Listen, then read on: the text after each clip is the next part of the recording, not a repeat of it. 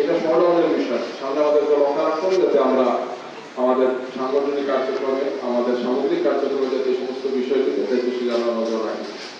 হঠাৎ করে একজন সিদ্ধান্ত দিয়ে যদি কাজটা না হয়, জাস্টিস চেষ্টা করবো যে আমাদের সঙ্গে কথা বলা ছিল। আল্লাহ সুবহানাহু ওয়া তাআলার কাছে শুধু আমরা এটা দোয়া করছি, আল্লাহ যাতে এই যে ভয়াবহ চক্রান্ত, ষড়যন্ত্র, সন্ত্রাস দীর্ঘ 15.5 বছরের বেশি সময় জাতির উপর যে চেপে বসছিল, এটাকে আল্লাহ বিদায় দিয়েছে। এখানে আমাদের কোনো কৃতিত্ব নেই, আমাদের কারো কোনো কৃতিত্ব নাই। ছাত্ররা কাজ করেছেন, দেশবাসী তাদের পাশে ছিলেন, নিঃসন্দেহে তারা এটার জন্য দুনিয়া এবং আখিরাতে ইনশাআল্লাহ তারা সওয়াব পাবে। তো আল্লাহর সাহায্য না ছাড়া কোনো কামিয়াবি আসে না। আল্লাহ আমাদেরকে মদদ করেছেন, সাহায্য করেছেন। এখন আমাদের দায়িত্ব হচ্ছে এই দেশটাকে করা সন্ত্রাসমুক্ত, মুক্ত এবং দারিদ্র্যমুক্ত একটি সুন্দর বাংলাদেশ করা। এই কাজটা আমাদেরকে প্রচুর সময় দিতে হবে, অনেক পথ পাড়ি দিতে হবে, আর অনেক